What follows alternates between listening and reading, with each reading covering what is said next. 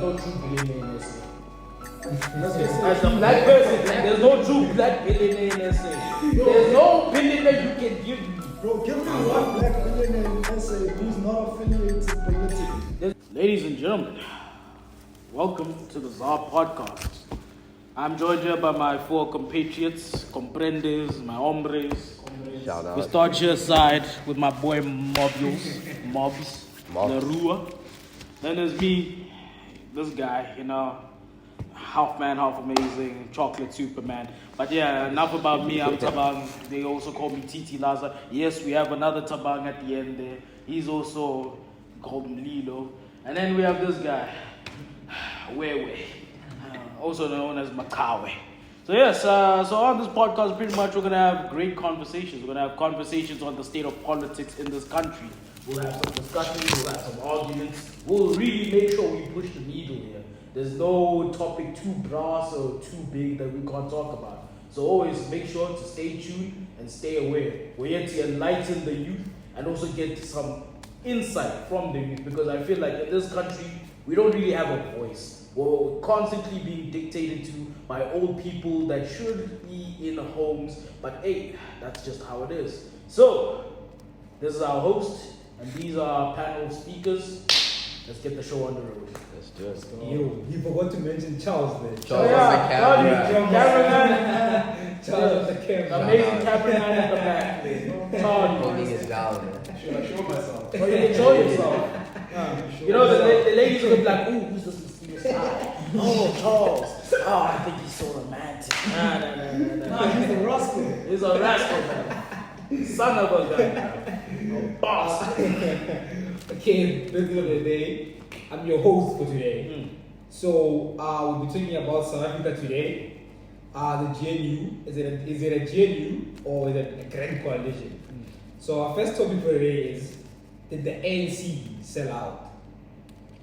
So I can start with Laza. TT. It will be like, they sold out, bro. They sold out, bro. Their ass cheeks are spread out everywhere. They splayed themselves open and said, white monopoly capital, let's go. Write it. Oh, wow. What do you think about it? I mean, if you think about if you look at it, right? I don't want to say that anyone sold out, but I mean, it is a bad look if you have a guy like Cyril, okay? He's a negotiator. He's negotiating things for people, okay? And then after the negotiations, man becomes a billionaire. he becomes a billionaire. Man, that is quite crazy when you think about it, you know what I mean? Now it's kind of crazy, man. So the topic, obviously, we're gonna explore whether it's is it a government of national unity or a grand coalition? I mean, well, what are you guys' take on that? Like, what do you think it is? Is it really a government of national unity? It's not a government. Especially taking into consideration the fact that they marginalize some of the black progressive parties, like the MK and the EFF. For me, I'm going to keep it straight. The reason I'm saying they sold out is because when I think of South African politics, there's two extremes. There's the extreme on one side where you have the EFF, who are this side of the more left progressive, but very much communistic viewpoints. Yeah? And then you have the DA, all the way that side. Right? Yeah. The more progressive but right side type of capitalism type of side. Yeah. The more Western type of side. 100%, yeah. How did the fuck did the ANC, who's on predominantly this side, and the DA come together and say, yeah, let's have a coalition? Like, that makes zero sense. What do you guys think about the conspiracies that says that this was actually planned out during Codessa? When, like Mobs said, when Mobs was like, Cyril was the negotiator, do you think this was sealed? Like, do you think... I don't know. I mean, I think when you look at it, I mean, the other day, not the other day, a while ago, there was an interview on 702 with Rolf Mayer during the elections. Yeah. And he was talking about how when they were negotiating, him and Cyril had a great relationship. And maybe that line is still open. I mean, all I'm saying is this, man. When it came to those Codessa talks, the negotiations in 1994 and the 90s, it's very weird that the two people that had a big impact in those meetings all of a sudden got kicked out and then got replaced by two other individuals. If you want to know those two other individuals, it was pretty much Thabo Mbeki and President Zuma. Former President Zuma. These two. Now, if you think about it, these two were very involved in the ANC. These were people that are struggle icons as well. Even though, yes, Zuma did his shanties, we'll get to that in later episodes. Yes, but still struggle icon. People know him. Zuma has the clout in the ANC. They know his struggles. He was there fighting in those pits. He was there in those ambitions. He was there. He was a fighter. He went to Moscow. He was one of those guys. Same with Thabo Mbeki, a long illustrious career. Instead, he wasn't much of a fighter, but he was going around. He was also in exile. He was doing those things. So now these two individuals come. They're going to these Codesa meetings, and out of nowhere, boom, allegations rise up against them. Both of them are now suspended. And now two people who are not that involved in the struggle, who did not have as much of an impact in the struggle, who are not as popular in the ANC, all of a sudden, voila, a nigga with a Vince degree, Cyril Ramaphosa, and then some guy called Mr. Tutu. It replaces those two. I find that weird because here's the thing, if you think about it, Cyril was within the country. Because you understand, the most people that really fought for the country were most of the time outside the country. Yeah. But then you have two people who can be affected by the apartheid government. The reason I say Cyril's sold out is because Cyril's been a plant this whole entire time. He's been captured. I'm saying that people think that apartheid ended. I'm saying it never ended in the first place. Because how is that in an election? The markets are now telling political parties, you must go and become a coalition. And then the rent starts dropping and the rent starts rising afterwards when they join. It's not making sense. It's not making sense. You might not be physically being beaten in apartheid. But financially, that's a different story. But also, wouldn't someone, okay, let me play an advocate for Cyril. Wouldn't now you say, from the past also, the ANC, the way that it was founded also, it was founded by black, educated, westernized black people. You know what I'm saying? So wouldn't you also now, someone would, as someone who studies political science and history, wouldn't you now say the way that the ANC was founded, it's basically it's now revealing itself to the public now, because now we say they say they are Marxist at times. And then at times they come as neoliberalists. And then, but also, what would you say now? Because now the ANC, when it was founded by people who were westernized, who got Western education, who aspired to be more white than being black. What would you now say? It's the ANC's problem. It wasn't Cyril. So what you're saying is that basically Cyril inherited the existing structure of the ANC. Okay, I'd say this in counter.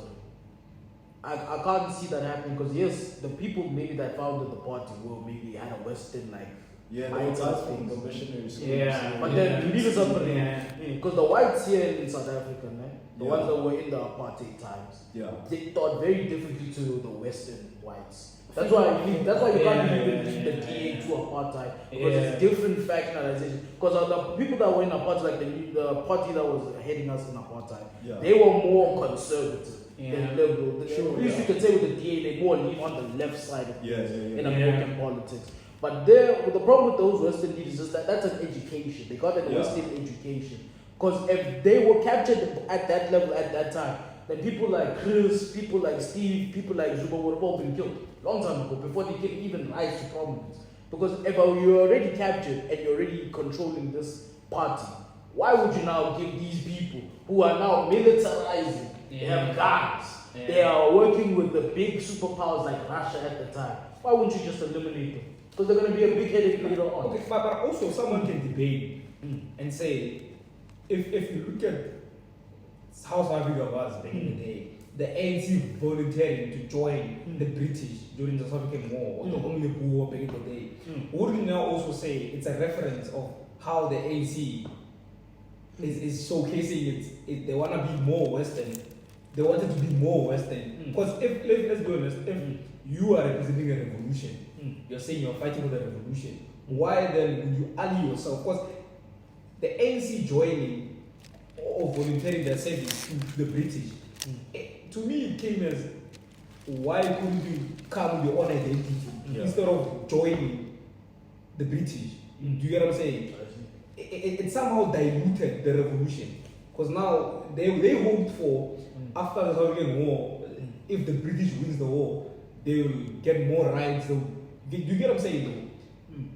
Okay, maybe at the time also, I can also agree. At the time, there was nothing else. There was no option. I'll say that maybe there was no options for them but to join either of the British or the Boers. But like, this is a very interesting conversation about the ANC's history, though. It is, because the ANC, people forget the ANC is 100 and something. And mind you, do you know the ANC is not even the first black organizational party in South Africa? We had the first was Is it like the African People's Organization? before it, bro. It was Mbuba something like that. Yeah, that was started in the Cape Colony. Yeah. So don't you also think us not acknowledging black movements that came before the ANC is making us also fail in the revolution? The problem with I don't know. I feel like maybe like over the last couple of years, I mean, throughout, like the ANC's become the only Kool-Aid politically on the block. Like everyone, like over time, like the ANC's managed to absorb so many other smaller organizations. Like because it's like there's now churches that are part of it, and I mean maybe Cyril has to deal with all of the backlash of having so many different ideas under one umbrella. It's like a big church, as they say. Yeah. Now it's pretty interesting, man. And sticking on the topic of Cyril, one would say that this, like his presidency was planned long ago. Especially, I think one of the most controversial times of Cyril was what we saw with the CR17 campaign, right? Where a lot of money was actually transferred into his account. And up until today, nobody actually knows who transferred that money and how those funds were actually used. Some would say that he used the funds to actually bribe his way into the presidency. And then we have the whole issue of how, Cyril, the Europeans, especially in particular the European Union, wanted Cyril to actually, he was the most favored candidate, and then he comes into power, and suddenly, is it a coincidence that we're seeing a coalition, a ANC coalition during the presidency of Cyril? Would we have seen a ANC Cyril under Jacob Zuma? What do you guys think about that? I'd say it is. Because I've always viewed Cyril as this. He is the white people's, he's pretty much the white people's dog. He's a bitch. Yeah. He's a bitch. Because literally, if the white markets dictate this, Cyril's going to do this. Yeah. Because the whole gay thing, when you think about it, where the ANC sits, there's only two parties that made sense for it to go into a coalition. Would have been MKP EFF. Yeah. Regardless of the risk, literally, they all have the same black progressive. Because at the end of the day, we need to understand when we're dealing with politics, you can't say you're in politics without an ideology. Exactly. Otherwise, you're just a whore. Exactly. Because that's what we're seeing with the ANC right now. What they then did with partnering up with the DA, a lot of people felt betrayed in the sense that a lot of black people know and understand that the DA doesn't necessarily represent their interests, politically speaking. If you look at the DA manifesto, it's very, very disconnected with like the people's general feelings on the ground. It's basically there's this idea of cognitive dissonance when it comes to the DA and the people of South Africa. They don't really understand the struggles of the people. So the ANC, the very same organization that claimed to be for the people, now in bed with this party known as the DA that doesn't necessarily aim to represent the masses, is actually something to bring into light. And we'd understand then why so many of the black progressive parties felt betrayed by this, coalition, that's what they're calling it. They're saying it's not a GNU, and that's why we're also having this, we have two big parties, the ANC and the DA, working together. I personally believe that we're not in a government of national unity. You can't even call it government of national unity, because even then, it's a thing of, there's a clear hierarchy with all these parties, and how things are going to be run. Because you can even notice in the media. Have you heard, other than Gates and McKenzie, which other minister has been making an impact of the other parties that was placed? You haven't heard shit. What's happening? I think with the GNU, what we're seeing more is, I think they're getting better coverage than Jacob Zuma used to get his administration. But that was at the start of season. If you look at it, what we're seeing is basically they're uncovering certain like the good aspects of it. Meanwhile, with the Jacob Zuma administration, it was always the bad part of it. You know, like, fine, he messed up, you know, state captured, but in all honesty, there were some good aspects, such as like a minimum wage was fine during his presidency. We had a higher employment rate. We didn't have load shedding during, and that wasn't covered. In fact, what we had was the negatives of Jacob Zuma being covered, which is then a lot of people would then say, well, you know, South Africa is not like South Africans are not free yet because we're still captured in a sense that we have media directing the narrative. I swear, before the thing of the GNU came by, I knew 2 years ago that we'd have a GNU because it was something that was being pushed by the media and constantly being told to people. So I feel like the media influences how people vote. And in this case, we have a white media in South Africa that actually, you know, is pulling the strings and actually led to the kind of government that we have right now in office, with Cyril obviously being the leader of the government. And that's why most people would associate him with white monopoly capital, because of how he's benefited from the media. You know, what happened to Pala Pala now? Are they still talking about it?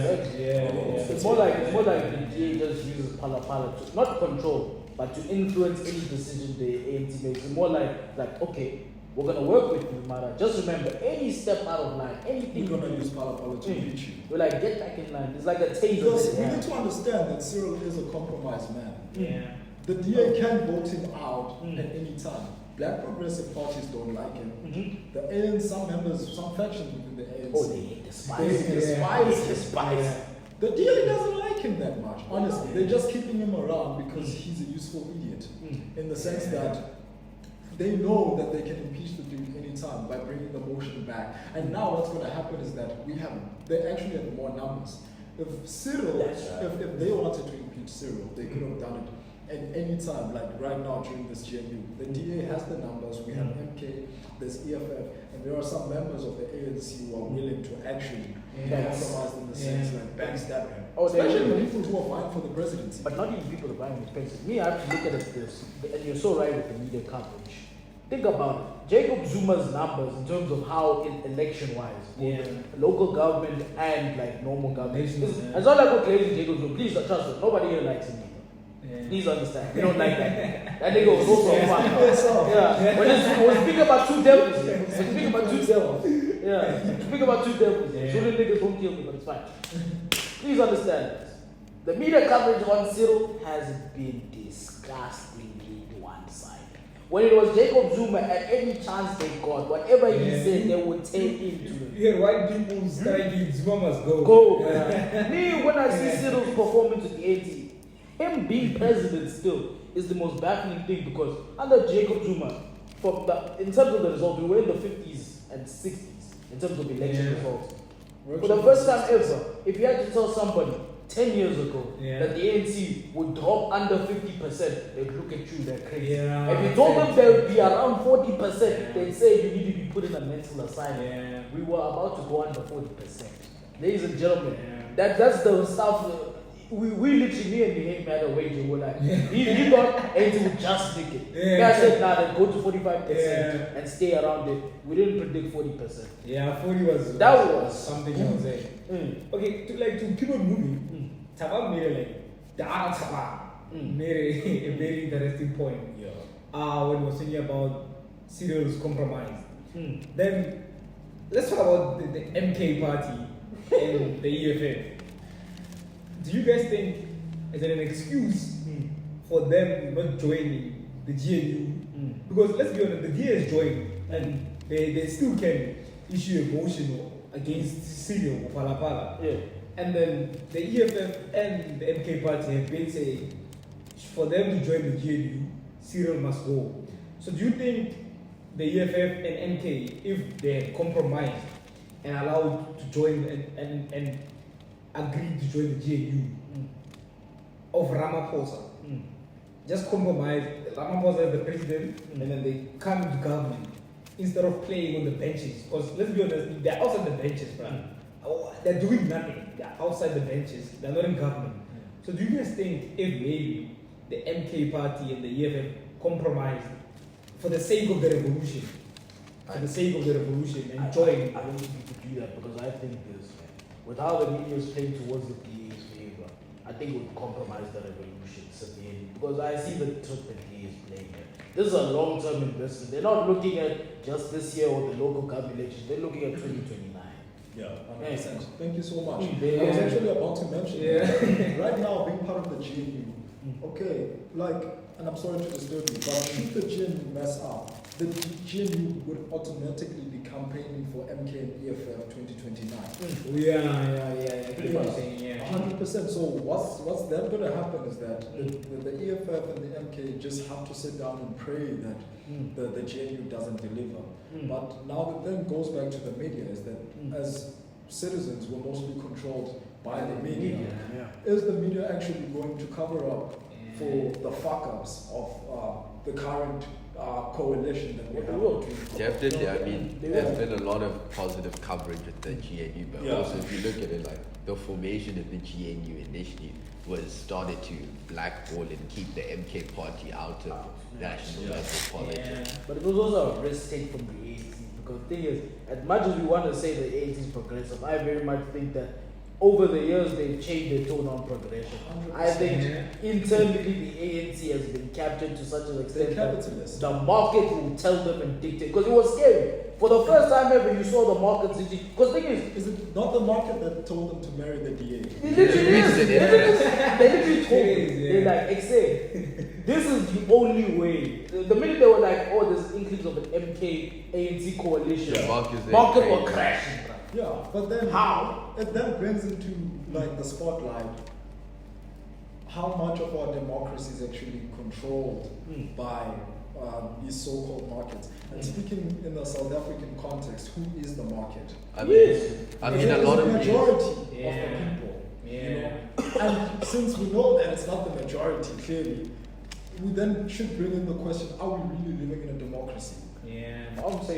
I think it's quite difficult when you look at it, right? Like the markets, a lot of these like BBE billionaires are trustees on Stellenbosch Mafia members trust. So like, can you really say like they're not compromised or they're not looking out for our best interests? I think you can. Like me, I'm saying this: there's no true billionaire in SA. Let's just say as a black person, there's no true black billionaire in SA. There's no billionaire you can give me. Bro, give me one black billionaire in SA who's not affiliated politically. There's no true black billionaire. One, bro. There's no true black billionaire. Ain't no way, bro. Cyril, his origins, shady. His boy. But Cyril, let's be honest about Cyril. Jeez, this man. Okay, this podcast is not a smear campaign. Like Cyril, but the man is doing shit, guys. Come on. This is the worst performing president by far. I'm sorry. The way the media played, he is the worst performing president by far. Nothing. I want to defend Cupcake, bro. But you can't. Because think about this. Come on. Think about Come on, this. Escom has never. I want to defend him, bro. You want to defend Cupcake, but you can't. He's literally the worst performing president. South Africa's never been that worse. So there's a reason why I'm saying that worse because we're gonna get to the state of the country soon. But South Africa in the last 4 years was a shit show, bro. Stage 6, stage 4 load shedding. I've been a student, bro, for gang years. When it was the Zuma years and the Beck years, load shedding was there, but it was never a problem. When it was Cyril's time, bro, it wasn't even load shedding, dog. It was power outages, dog. Bro, of the highest order, bro. These guys were tuning us about stage 8. You find your power and maybe stole your cable. And then even then, dog, Eskom would come like latest, dog, in that very same week. And they fix it. Exactly. Can you talk about what's happening to load shedding now? We will get there. We will get there. That's a spicy talk. We will get there. But first, let's cut on the EFF. Me, I have a problem. We can't associate both MK and EFF because I think they are two very different interests. Let's start with that. Okay, before you go, let's talk about the 9%. What do you guys think went wrong for the EFF? Simple. EFF, I've always said this. You cannot be a political party and you don't have a province that you can call home. This nigga's from Limpopo. This is not. I'm not going to give you politics. Despite the fact that you mentioned Limpopo, let's talk about the issue of the border. We'll get to the border, but wait. I just want to Julius this. You are a gent from Limpopo. The border talk is okay. But Julius is Limpopo, and you're telling me in your own province you can't win. That's crazy. Yeah, that's crazy. That's crazy. How are you gonna win if you keep on telling foreigners to find creative ways of crossing the border and using your hospitals in that province, taking away from taxpayers while not contributing anything to our economy? The general consensus says we don't want illegal migration, and you want to promote illegal You telling migration. them to find creative ways. And here's the thing is that he's saying, I'm a man of principle, I'm a man of principle. They say, but this is not, we don't care. If you want to be a man of principle, you aren't going to get votes. Yeah, that VBS thing was a bad look. And you all the BBS one, they come. Yeah, I mean, When even Floyd Floyd had left that the fallout, ship, man. when Floyd jumped ship, that's when I knew, they haven't won the You guys think team. that's why Floyd ran away? Oh yeah. Yeah, he was trying to Boy. squash that VBS seat for sure. Yeah. Boy, I'm telling you right now, the same way you see P. Diddy's getting hooked by the FBI, they're coming for that boy too. His days are numbered. Hey, his days are Yeah, numbered. like, do you know how crazy it is to rob a bank? You know that the amount of people that were affected by that whole Yes, video. but also as Africans, let's talk about our morality as well, dog. Because they still for pensioners, bro. Boy, Boko Haram, bro. This is not a small But thing. it's grannies, man. People to this day are suffering from this VBS thing, and it's just been swept under the rug. No one's thinking about it, yeah. No one's thinking about it. That's a big thing. I mean, I think what the mayor of Polokwane, she took out like 500K and she opened up a cafe. Let's Okay, I, we're I, gonna pay. actually have She paid it interesting back. stats, since we were on the topic of Jacob Zuma and Cyril Ramaphosa, obviously as his successor. I've got some pretty interesting stats on GDP growth from 2010-2015, right?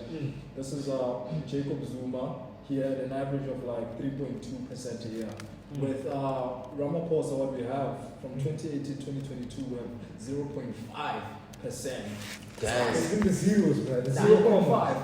Yeah. Let's look at the inflation rate. Let's look at the inflation rate as well. On inflation rate, 2010-2015, this is Jacob Zuma, 5%, right? Okay, but to be fair, South Africa has always managed the inflation rate quite well. Because what we have with Ramaphosa is a 1% difference, 1 point difference, so it's 6%. But social grants, we saw them expand significantly under the Jacob Zuma era.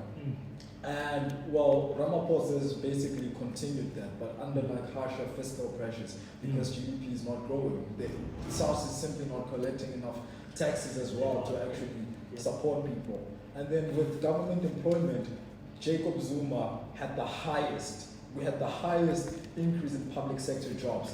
We saw, and under Ramaphosa, what we have is stagnant growth in public sector jobs. Ramaphosa is probably, in terms of employment statistics, the worst president that we've actually had in terms of employment statistics. And then let's talk about public debt as well. Jacob Zuma's public debt was 30% of GDP. Can anyone guess how much it is right now on the survey? 52? Just guess. Okay, this man is close. Yeah. 70. Oh. 70% of GDP. Yeah.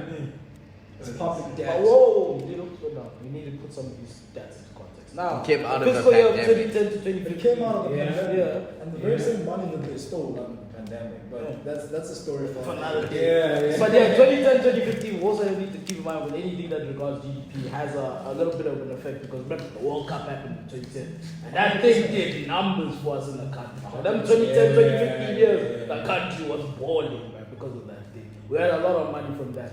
But then Cyril, you can give him some leeway and you say, okay, nobody saw COVID coming. You get some relief, chief. No one because saw the of COVID. KZN flood thing happening. Nah, I don't care, man. KZN is the only place, man. KZN is the only place, man. If I had to ever become president, man, the one place I'm avoiding is KZN, man. Because I know, boy, you can't control those guys, man. You're not gonna tune them shit. They're gonna tune shit to you, be like, hey, we're not the rest of the country. That's Kanye. the autonomy. Dog. If they have their own autonomy. Autonomous, dog. If they didn't have so many resources, me as a president, I'd cut them and be like, no hate on Zulu people, I still love Zulu people. But hey, you guys are moving. Like the rules are different in KZN. Man. The way they kill each other is a man. Like political killings are on a crime surge. I mean, in MP we do things more discreetly. People poison each other. Nah, KZN. Get in the highlights, get some AK-47s, pull up something. You actually see Boom, done. South Africa is actually doing something crazy between the border and KZN. Oh yes, Maputo, Mozambique. Yeah. They're building a wall. Yeah. They're building a wall. On some Trump stuff. Yeah, which is pretty cool. Bro, the Zulu ain't taking shit. Dog. Man, the Zulu sometimes The said, Zulus- I'm gonna build a wall. 100%. No, we need that type of nationalism. We do. In my perspective, I feel like that should be implemented throughout the country as well. And one of the things I think a lot of people like about the MK party is the fact that even though they are a progressive African party, but they don't portray like certain Pan-Africanist, what is this? Pan-Africanist, which are extreme, just like that of Julius. Like with him saying, well, we're one country.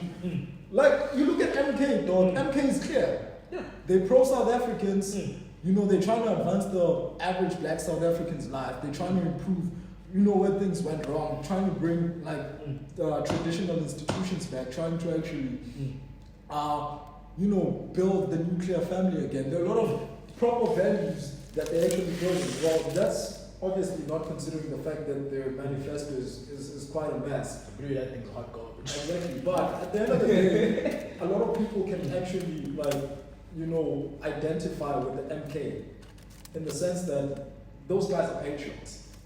Are they patriots then? But then that's Zulu people. They is are they patriots in the Zulu cause or are they patriots in the SA? And that's a good conversation to have. Yeah. That's a good conversation to have because right now, remember, they got a new guy there. Floyd is not Zulu. He's not. And I want to see if he actually advances those ranks. They have Papa Penny Pig in the You know, And the day you told me that, I lost my shit. so obviously, we need to look at, before talking about MK, I think we need to look at the person who started it. Where was he more influential? Yeah. KwaZulu-Natal. Yeah, he came with the number. So he came up with the numbers from KZN because that's where his influence lies. You get what I'm saying? And KwaZulu-Natal, obviously, what I mean, as you want me to say, you know. But at the end of the day, if you look at Jacob Zuma, that's where his influence is, and it was quite pretty quickly and easily for us to jump into conclusions and say, well, it's a Zulu party. Fair assumption, but we need to base it on evidence because as time goes by, the MKP is actually proving that, you know, we're integrating or we're more open to the idea of actually integrating with black people. I don't know about white people and MK like relations, but where MK stands with black people as a political party is less murky now that we're actually, you know, a certain amount of days into this GNU thing. Okay, what do you think about the 9% going back to 9%? So, do you guys think if Julius wasn't pro this foreigner open border thing, do you think you would have chowed more I than think 9%? so. You would have performed better, maybe 12%. Thing is, he needs to understand is that people, I hear the arguments of the migrants there, but I think here's the thing, we need to make a very strong dissertation. There's illegal migrants and then there's legal migrants. South Africans don't care about the legal migrants. They can have whatever they want, but here legally they're falling out.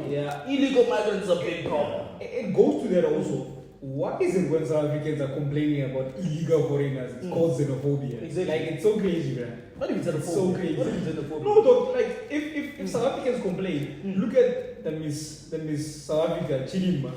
That People was. complained about his status. Yeah. And then Home Affairs came out, and then the papers were not papering. And South Africans were quite, it's the a world was very quick Yeah. to So it is Xenophobia. xenophobia for like calling out someone who's illegal in your country. Exactly. I don't Like, We makes call no out sense, shit yeah. because it's shit. Because think about it on a philosophical level now. When you have illegal migrants in the country, and this is a big problem there, is that SA we have a set culture. Like we have cultures that we've already established. You have your Zulus, you have your Swatis, you have your Ndebele, you have your Xhosa, you have your Ethnic. Like somebody asked us, like, surely SA can't be just being an SA citizen. It's something you can see in a rule book. Like you have to have some part that is SA within you to be an actual proper citizen. Like you need to be enamored in the culture. You need to be able to speak like this. And that's where the topic or conversation on patriotism comes in. If you look at South Africans, well, despite like our diverse cultural groups and whatnot, one thing that links us is the fact that we're all patriots, we all love our country. You know, so when we have people coming in illegally into our country, not contributing anything to our economy, most of them being involved in crime, like serious crime. You know, there's local crime and there's imported crime. And up until 1994, what we saw was imported crime with Mandela's Africa. South Africa belongs to all who lives in the nation. The drugs that are even being brought into 100%. One of the first CIT robberies were actually committed by trained people who came from outside of South Africa because their countries were becoming shitholes. Sorry to say, but their countries were doomed to failure, and they brought all of that crime in here. Not to say that South Africans are not involved in any crime, right? But at the end of the day, I feel like it's more manageable when it's documented people who are within the country, because then they can be traced. Because you can't trace people that are 100%. and you can't jail them. You can't do shit with them. Also, it's so crazy because there's illegal people come here and use our public hospitals. You go to a hospital in Bobo, Brad. The hospital is filled with foreign pregnant women who are Our women are lying down on the floor. I mean, she's not a premier in Bobo. I forgot her name. She was training. Is it Poppy? Poppy, yeah. Shut up, Pops. Shout out, Pops. Poppy. Like, if you look at it, Poppy was right. I mean, people can't be paying tax. Because remember, let's be honest, the budget is cut. It's the budget versus the population. That's how the government makes budget. So now, if, for example, you have 5 people in your household who are South African, and then they pay tax 10 rand. If you annually you have 10 rand. So now you know you have a rent for each 10 people. So now you have someone who came illegally into the household. Now you have 15. Yeah, but you get what I'm saying? I mean, if you look at the whole immigration issue or illegal immigration issue, I mean, it's a global trend. I mean, people everywhere are advocating for stronger borders. Europe is advocating for stronger borders. The US is doing something about it. Anti-illegal immigration. Like when you do it, gents, I think if you look at it, Mob's brought up an important But point. I got one more question, George. Like, if you look at all of these businesses, right? Because we're bringing in a lot of people are coming in across the border, illegally, whatever, right? They're coming here to work for cheap, and like, if you look at the global trend, there's become like this class of people in our society that don't have skills coming into the country, so they're perpetually locked doing like fast food delivery sort of jobs, low wage work. But for these companies, they love it because cheap labor. You can They have no you've got rights. this like permanent underclass in the society that people won't even speak up or advocate for because they're not even supposed to be To here. be honest, Brian, some of them come here and offer something that we already have. You can't come here and be like you're starting a barber shop business. You can't Like you can be offer a skill. You can't say I'm gonna go to the farm, but I have again people that will work in the farm. You can't say I'm gonna clean rubbish. We have niggas who clean rubbish, bruh. You can't have these jobs disappearing to people that are just coming there. Why can't you do this job back at home? That's very important. In the topic of immigration, Mobs brought up a very important point on like how it's become a global thing, and it's not just a global thing, but it's an issue because you see a lot of like citizens of like many countries actually starting to actually rebel against or challenge this thing of illegal migrants coming into their country, because we see people from West Africa moving into Spain, moving into UK, moving into France, and people are getting pissed. There are riots because of that. You know, they're not calling them xenophobic. You know? That's They call them right-wing extremists. Yeah, they call them right-wing extremists. So South Africa has to be punished for leaving their country, just like a simple right-wing extremist. You know? And I mean, the country's duty should be to its citizens first, not to other people that pull up to a hospital. But for me, the hypocrisy how they make us look in the media, and then Europe. You know, in Europe, that's Spain, the same Spain migration route that you're talking about. You know, they just dump them back into the Mediterranean Sea, or they dump them in the Sahara Desert, or they just straight up kill them. There's a whole barbed wire fences that even stop people from jumping. People drown there. And people, Hundreds of people drown there. exactly. But will you ever hear them talking badly about Spain? Will you ever hear them talk badly about France? You never South hear that Africa is shit. always on the cover. I actually checked out one of the news channels today, and they were literally saying that as South Africa, because you guys heard like of the recent thing with, is it Babo or what, Emmanuel? Oh They're hiring like Yeah, the guy, the foreign guy who started the business hiring illegal. Isn't he French? I think he's migrants, French, yeah. Is he not some Middle Eastern guy? Nah, he Turkish, let me check his- maybe? Let me check. I saw one. It was something also on Twitter. But also, we must also come to the thing, and I hope people understand this. There's also one thing I don't like with the whole illegal migration thing. Is that narrative, South Africans are lazy. That thing burns me. It burns me to the soul because I'm like, what do you mean we're lazy? Yeah, just Bitch, take him out. we built this entire place. We're like, who do you think built these stadiums? Who do you think built these buildings, these roads? Every infrastructure you're seeing here, what do you mean we're lazy? Why is your country a shithole and ours are here? Well, they're quick. A lot of people would say, well, Mr. that's- TT, please watch your language. What did he say? well, if you think about it, I'm gonna play devil's advocate. Not that I agree with everything that I'm going to say. It's I don't know how to pronounce the name, but Ruwai something. Ruwai Kobisi or something like that. This is the Yeah, but I'm trying to check out like, Louis Kobisi. where he comes from. He's not from Jordan. Let It was me probably just, that surname is very mean. He's in the Middle East. let me just check where he's from. But that narrative is disgusting, man. Yeah, but if you think about it, as I was saying, that what's happening is that a lot of people, we have like people who go on like big podcasts in South Africa, like the Rutendo Martini Arana, who would say that, who would argue that, well, black South Africans to an extent are lazy because they, first of all, they didn't even build this infrastructure. It was the whites. They say we inherited it. To an extent, I would say, okay, fine, brother. That's true.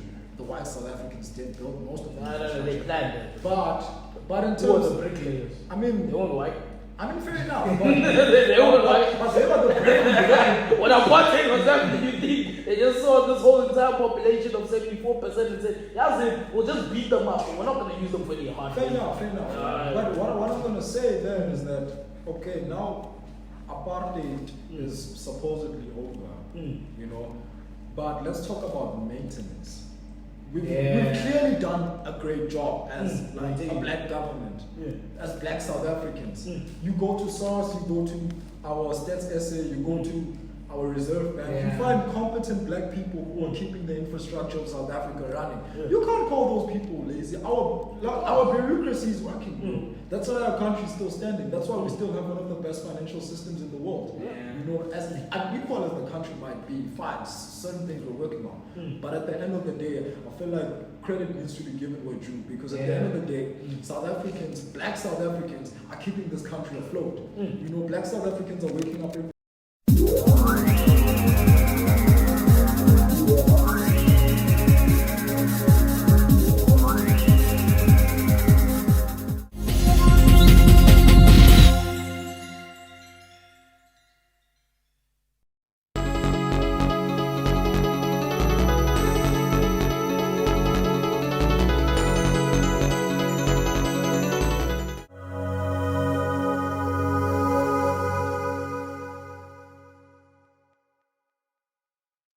day, driving trucks, working in retail, starting businesses, employing people, being employed by the government and being patriots in the process, making sure, paying taxes. That's the most patriotic thing you can do as a person, pay your taxes. And our taxes are keeping the very same people who are calling us lazy in our hospitals. These people are living in our houses. These people are actually benefiting from so many other things that our taxes are doing for them. So where's the laziness there? Because I'm just stunned because he's saying we're lazy. How are we lazy? This infrastructure is still here. Because here's the thing, when other African countries got democracy, what happened? Bedlam, chaos, everything started breaking down. Look at the Congo. They had, who was that guy, Mabutu Sese Seko. What a bastard. I mean, when you look at other countries, I mean, there's so much Western interference that happens in Africa. I mean, look at what's happening in like Mali, like with France and all of these countries. Like Congo, I mean, the US went in there, they funded Mobutu with money to take out Lumumba and all of that stuff. So. Do you guys ever think DRC will ever have a competent government? I don't think so. The West cannot afford to have a functional You DRC. can't with the cobalt. The resources are just too much. You would to have a competent DRC would mean a lot of price hikes for those Americans. Yeah, having to buy cobalt at its actual value and not exploit it is crazy. I mean, iPhones, everything we need, like, isn't gonna be. Yeah, it would be crazy. Everything would skyrocket. So yeah, they can't afford. So me, if I'm a US president, I'm like, nah, we keep it wild, we keep it harsh, we make sure they never have a government. But then how, if you're now a person from DRC, how would you be able to establish a government or stop Western interference? Here's the thing, bro. One of the problem with that region of the so-called Great Lakes is the fact that it's a Western direct influence, but they have a problem child as well. Well, this is not properly proven. I don't want to get killed, man. Yo, Paul Kagame, don't kill me. Paul Kagame, president of Rwanda, is allegedly funding rebels, and this is out there in the media. Oh yeah. Sure. Also, Uganda is also And Uganda as well, Museveni, right? Apparently, these guys are also contributing greatly to, destabilizing that region, and that's why the DRC can't actually be stable as well. I saw a video the other day whereby they were like, okay, we hear you guys are saying you're rebels, M23 and stuff like that, but where the fuck are you getting rocket launchers from? Where? Bro, you're a rebel, carrying AK-47, and arrested one for that.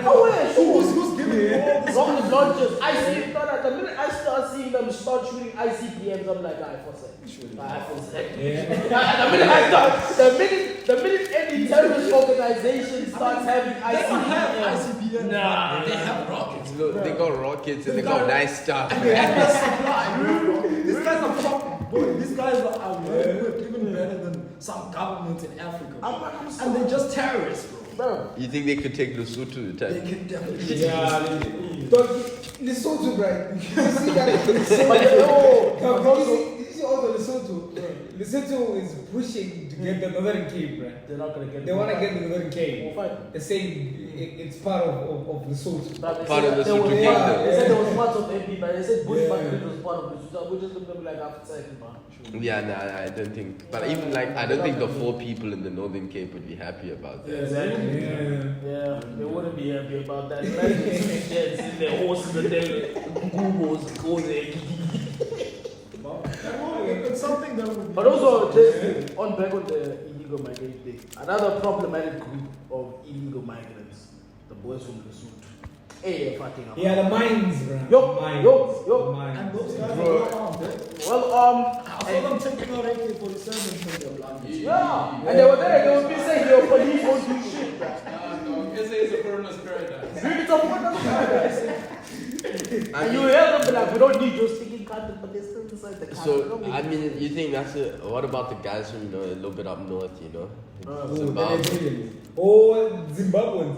Dog, and I saw a funny step, bro. A very interesting step. There's a lot of them. You know, it says a lot of killings that happen, killings and rape in Zimbabwe. Yo, that's Imagine a that, crazy yeah. statistic. Shout out my guys out in the sea. Yeah. But I don't know, I've seen a lot of in Cape Town, your Nigerians are going crazy. I don't know what they're doing, but I mean, that import-export business, you see it, man. Yeah. Nigerians are balling in Cape Town, bro. Nigerians are balling in Cape Town, and it's like Disgusting. it's disgusting. But to be fair, let's just say, to be fair, obviously you don't want to give them a face off. Being Yeah. criminals. A lot of them. Hardworking, studious Yeah. It people. wouldn't be the man. first country. Yeah. Dubai literally said, hey, Yeah. no one sucks. Because Yeah. Nigeria does have some competent people. Yeah. A lot of It does. even the scammers are competent. Yeah, Them scammers are high level, man. So you can Send me get an an airport, Nigerian bro. government, dog. That nigga works 10 times more than Oh no, we know. Man. There's a guy in the building, one of our lecturers, Nigerian guy. Right, when that highly guy, competent people. man, when that guy starts telling you his accolades and achievements, you're like, damn. And how they taught them engineering. That's what I'm saying, bro. Nigerians are very shout out Nigeria. Shout out. hardworking Who's guys. that guy? When you take our country, Wait, from- who's the other guy? The celebrity, the Brennan. Hey, Shout out Dangote. Burna Boy. Now Burna Boy needs to hop on Twitter. Man. One day when he comes for a tour, he's gonna get jumped. Stop talking about AKA, but you're gonna get jumped. Also speaking about convictions, man. I saw some interview. I don't remember like the name of the interview. So this lady she's Congolese. Now she was saying South Africans why they say we are lazy. It's because we have this tendency of running to unions, of how can I put this? Of you know in South Africa you can go to like a clinic until like it's lunch. Like I'm on lunch and then you buy lunch.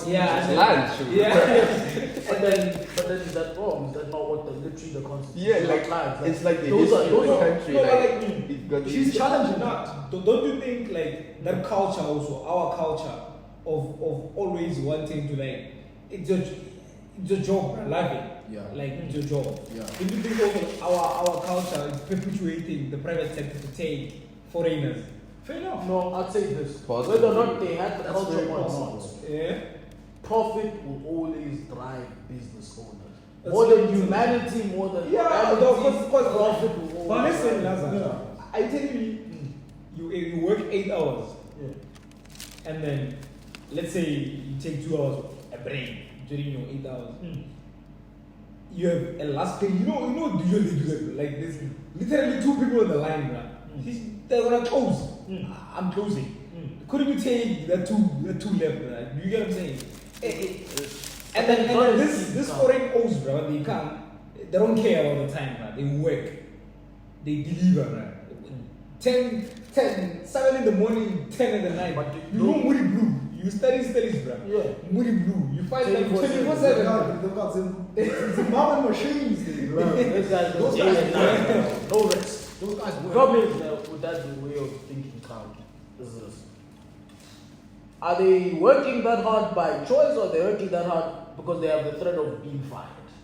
Because you can easily fire illegal migrants. Yeah. You can't now fire in South Fair Africa. enough, but Yeah. if you look at Because of those what I things. was saying is that woman is saying exactly that culture. But that's not a actually bad culture. making our people unemployed. But if you look at it in the context of South Africa, even historically looking, our people come up from a place of oppression, whereby constantly they had to work for the white man, without any, rights protected and stuff. So even mentally, it's this thing, my rights need to be protected because you don't want to go back to that time. Yeah. Exactly. But you are oppressed. But at the end of the day, I am a worker. I'm not a slave. Yeah, Yeah. that's the thing. Yeah. And the foreign guys who are working in South Africa as well, especially if they are legal, they need to be protected as well, because what then that does is that it forces white people or businesses in general to actually employ fairly. Because if a legal foreigner and a South African here are both skilled equally, and what happens is that if they both have the same skill set, right, and they go seek employment somewhere, what would happen is that if the laws actually protect both of them, then it would be a fair process in the sense that this person won't think that, well, I can exploit the other guy. You get what I'm saying? So if these guys are protected as well, it would be a much fairer process, because at the end of the day, there's no space for exploitation. There's no space. That's what I'm saying. We need to get rid of the exploitation. That's a nice point.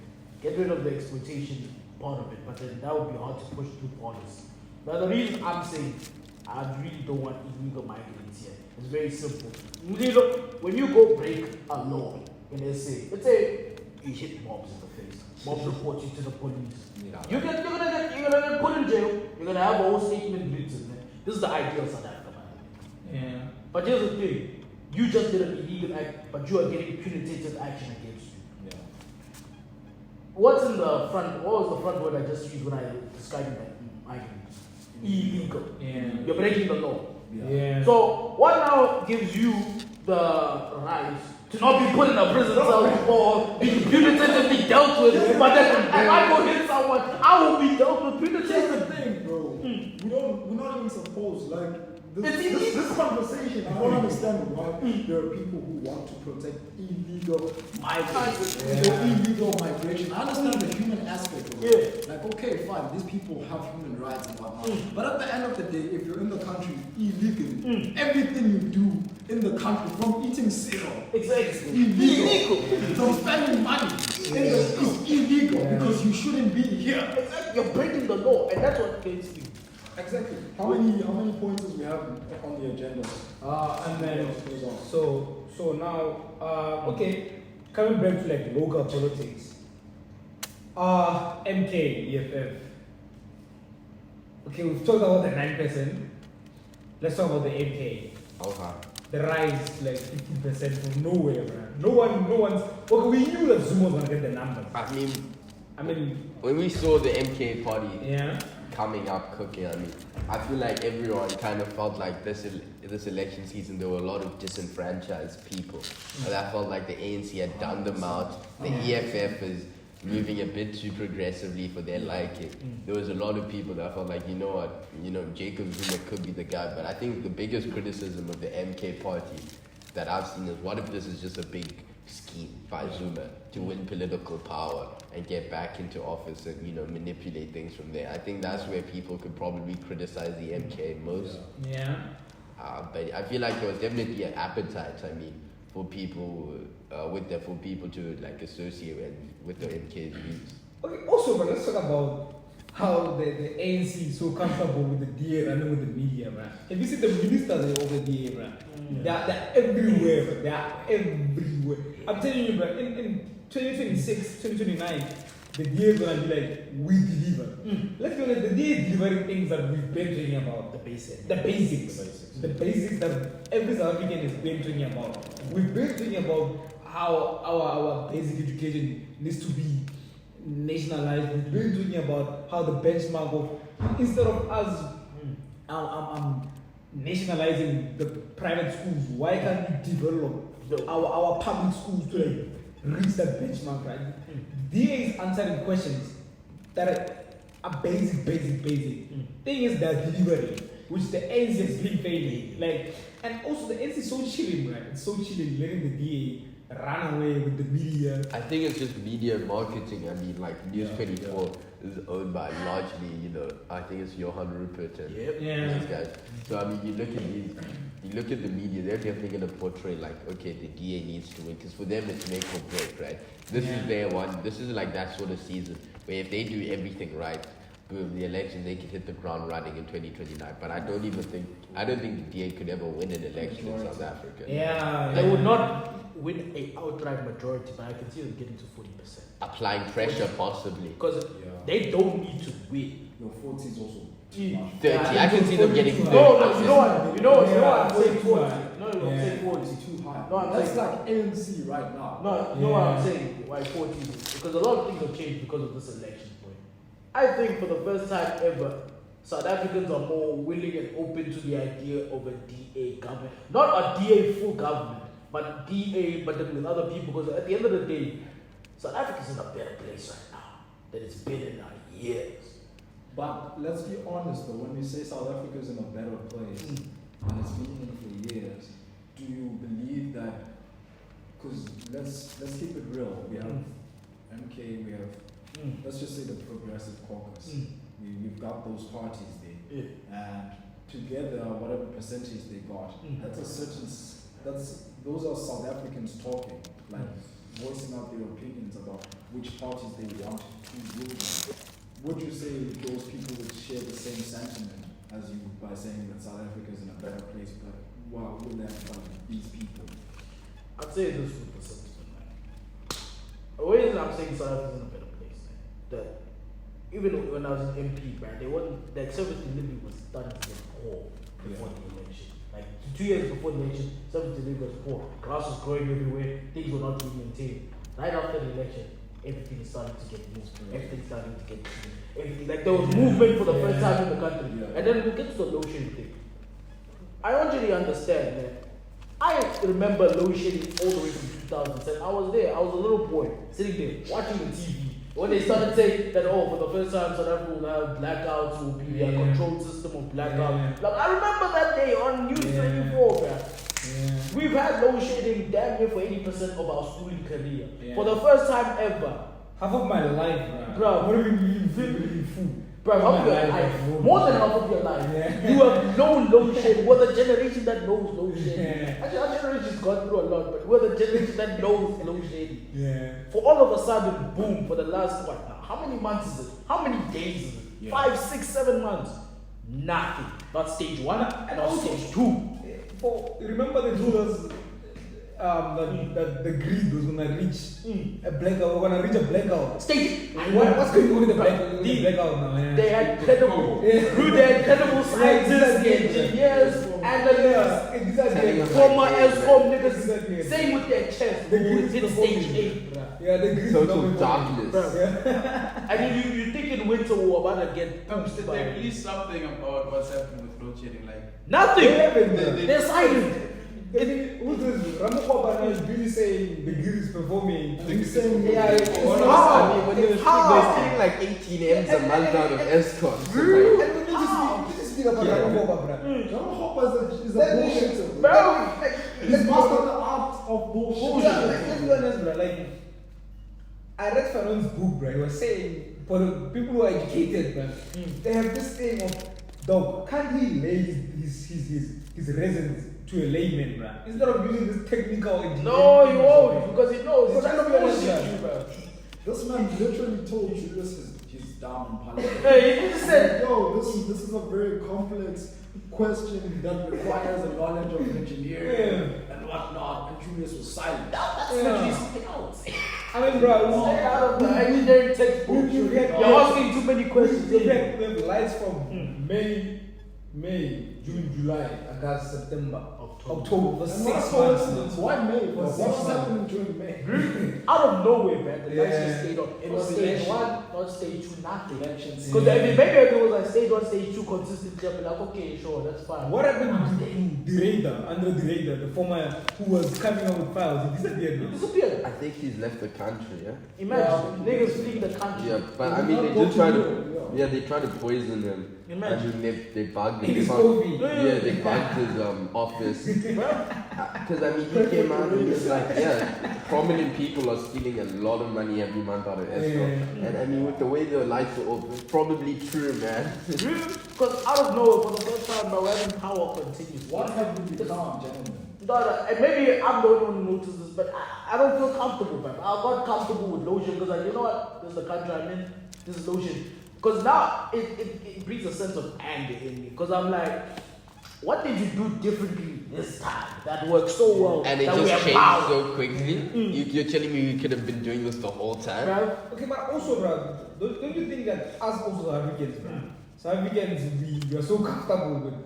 We have only balls on Twitter. we're not comfortable. Like, Most South Africans are gullible.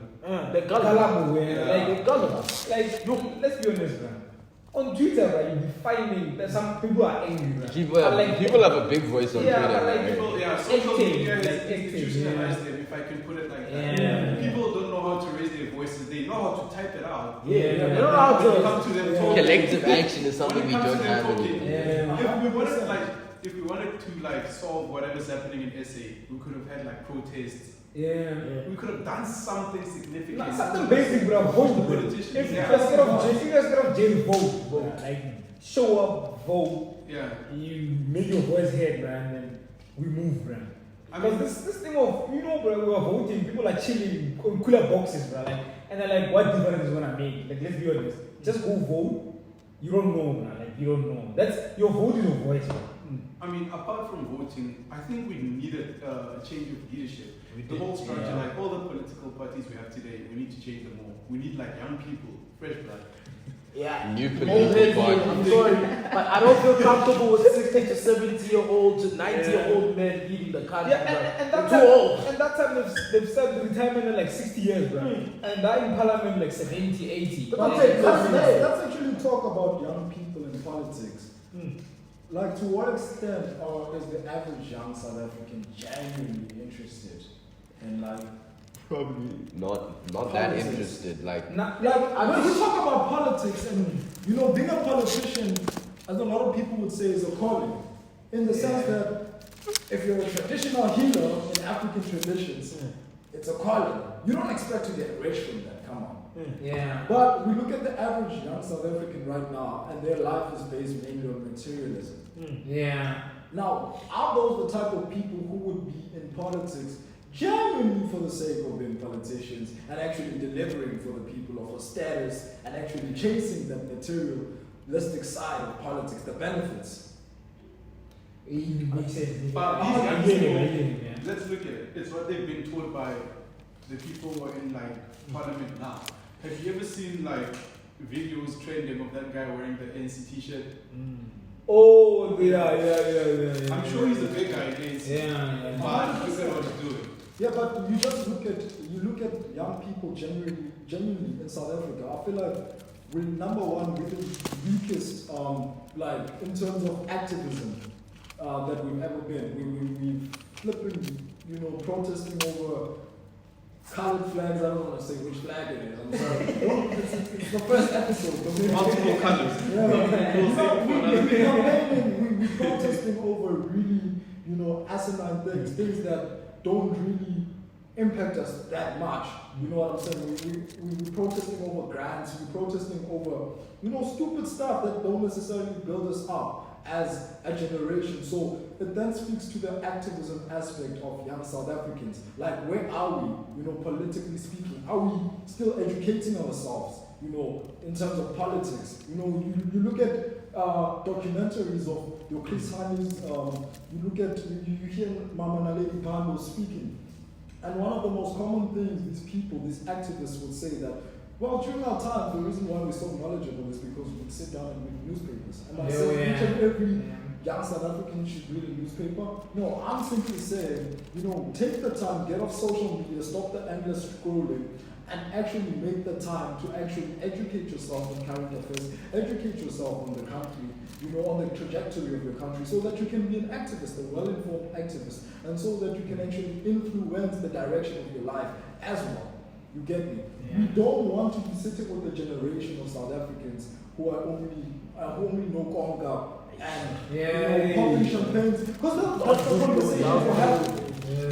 What are the conversations we're having? But I feel like to get into the political game these days, I feel like a lot of it is kind of kept away from young people. It's something that is kind of discouraged or dissuaded, because it's like, if you get into it, it's like, you want to, steal or be corrupt. No one really wants to do it for the right reasons, but like we you then said. ask the question, why are we saying that? Because they know that young people, you would probably not make, given our current structure, you'd probably not make a successful career in politics. Like, let's just say financially successful. Yeah, that's why there are these connotations of, do you want to steal, or do you want to be corrupt? Because they know what we're chasing.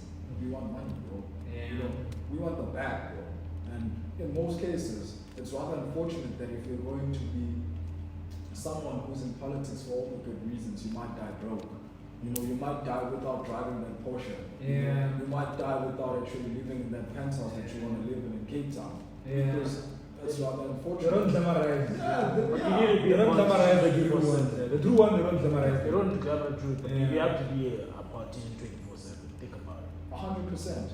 If like, that's why I said politics is a calling.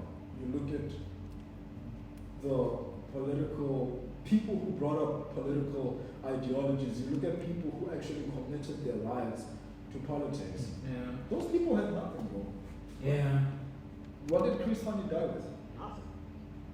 He died with nothing. He wasn't offered millions after some negotiation. Yeah. A lot of people, a lot of revolutionaries, a lot of great political minds suffer the sad fate of actually dying without anything. Apart from the ideologies being actually noticed later on. But materially speaking, politics, I'd say being a genuine politician, being a genuine activist is one of the less rewarding careers financially. Because what do you get from helping other people in most cases? You don't get much. Yeah. You don't get much. So politics is genuinely not that attractive to the young South African. Okay, but then how would you make it more attractive? How would we make it more attractive? I think that's why we need to have more discussions like this. Yeah, young people come out and talk, right? Because politics are We don't need to very be politicians, let's be activists. Because also, bro, people tend to like, I don't know, there's this cloud covering. Let's wrap up. There's this cloud covering politics. Like, politics is being made for a particular group of people only. Politics for everyone, right? Everyone is affected by politics. 100%. You're a human living in a community, living in a country, living in a global space, right? Everything affects you. So we need to, okay, gents, to close up version 2026, 2029. Okay, let's see about 2026. We've got elections. The elections. Local elections. Local elections. Predictions. Big Yeah. elections. Okay, this is Yeah. ANC is gonna hemorrhage more votes. I can see it in key areas already. And MP it's already tied. MK is going from the south, it's gonna encroach into the north. Yeah. KZN, they've already gotten whitewashed. Western Cape, they'll never win there again. DA presence. Nah, but I think Eastern Cape. I think to make it more fun, when you come with your point reason, right? Okay, so Yeah. the reason I say with MP because that's where I'm from. Okay. Is that Yeah. you have a region where you have a lot of people. That's where the whole thing of MP now switching was Yeah. from. It was that you had this whole region called Khatsabad Yeah. that had Zulu. So that's where the change up came in. Yeah. But I'm saying the Zulus are starting to encroach much higher up now into the Yeah. northern part. So Eshan Zedis, the Nganganas, they're going into these areas. Because I think there's people are not happy with the ANC, man. And with this thing of now, we're seeing that there's a better option than the ANC, they're going to have more votes. Because Yeah. the country's been performing. Everyone's not going to say the GNU is the reason because the ANC is heading the GNU. They're going to say it's either the DA or some other small party because it's not helping with the ANC anymore. They're going to decrease. So come 2026, a lot of those key battle areas the ANC had in terms of votes are going to disappear quick. They're going to disappear quick. Like, I'm still saying they're going to hemorrhage more. Yeah. EFF won't grow. What's the I think it's honestly I think the EFF's probably gonna continue to hemorrhage votes. Yeah. Same. I think the one place that could look interesting next election or next local elections could be the Eastern Cape. I mean, there's been a potent lack of service delivery. I mean, I think maybe people could look for change, but I mean, like, I think the ANC won like 70% of the votes in Eastern Cape, so it's gonna be hard to win that. Yeah, they did. I mean, that's the whole state, man. Yeah, they have a family in the Eastern Cape. Oh, the Eastern Cape. Though people in the Eastern Cape still think they're voting for Mandela, man. Like The these two guys in the crowd. like they still think they are voting for Mandela, man. Like it's so crazy, man. Madiba's walking. It's so crazy, man. Wake up, bro. It's a different era in politics. Now, okay, I think EFF is gonna go down. Malam is a flopper, right? He's a free flopper. He's gonna go down, but like I think his numbers are gonna come in the youth. He's more in like uni politics. Yeah, no, definitely. He DJs too. Yeah. I think his numbers are on the youth, and also he's like a Trump now. He manages to come like Twitter. Get great social media marketing, man. He's there. And I think that's one aspect that the ANC needs to like Tap into. tap into. Like they're too, I don't know, Old formal. school. Yeah, old school. Yeah, you do The one they always go through, like, you know, their press releases. It's always through like traditional media. No one reads newspapers anymore like that. Yeah, it is with the tweet every now and then. Stuff like Gaten has mastered that. Oh, Gaten. Gaten might grow also. Not Gaten. He could be major in politics. Like, this guy's career. Closing Yeah. remarks. Nah, I don't get it. I don't have any. Yeah. My closing remarks on this. Come 2029, the ANC is not making it out of 35%. Yo, Come that's 2029, Yeah. That's true. we're gonna have a GNU. But Yeah. there's gonna be a new dominant force in the GNU. It's gonna be the DA. And that's scary. Because here's the thing, man. I don't like the DA's policies. I really despise them. Yeah. A lot of them. But the thing is, right now, with the way things are going, with the load shedding all of a sudden disappearing, the DA will literally come and say, no, we were the reason. Anything, good thing that happens in SA, the way the media are pushing it, the DA will come and say, we did that. And it becomes a thing of the ANC can't show what it's done because its track record is a mess. Yeah. But the DA can say, when we were in government, when we were in power, keyword power, this is what the country looks like. Yeah. So do you want to go back to And the this? short thing I would say that the media is definitely going to support them and do it. Yeah, If the DA is going to garner a lot of votes in 2029, then best believe that your Ruperts and your media companies is actually winning them those votes. It doesn't necessarily have to be black people from the Makai that vote. You will forget this. There's been a switch. There's less people that are actually now in those like rural villages than there is now compared to urban areas. And with urban influence, the urban black person versus the urban the urban black person versus the rural black person, very completely different mindset. Completely different mindset. That means they're more flexible, because it's not a thing of when they vote, like an urban person votes for D, they feel like they're compromised and trying to like, I'm just looking for the best deal. For a person that's made from the guys, because they remember the apartheid struggles, they were told these stories, it's like, I can never vote for them. But slowly but surely, you can see the dynamics starting to shift. So when I say DA could hit 40%, I'm thinking about the black urban people that might just switch up. Thank you so much, man. That was a great episode. Okay, for episode 2, we are thinking of getting someone from Belgium. People who are like interested in the Belgium thing. We don't at the moment it's not confirmed, but like we'll try to like get someone from Belgium to share their insights of like what's going on in Belgium. Yeah, because it's been on the news, it's been trending on Twitter, it's been Hit up the episode. so we'll try to like find someone from Belgium to like also give insights. And that was a key episode. Like and subscribe.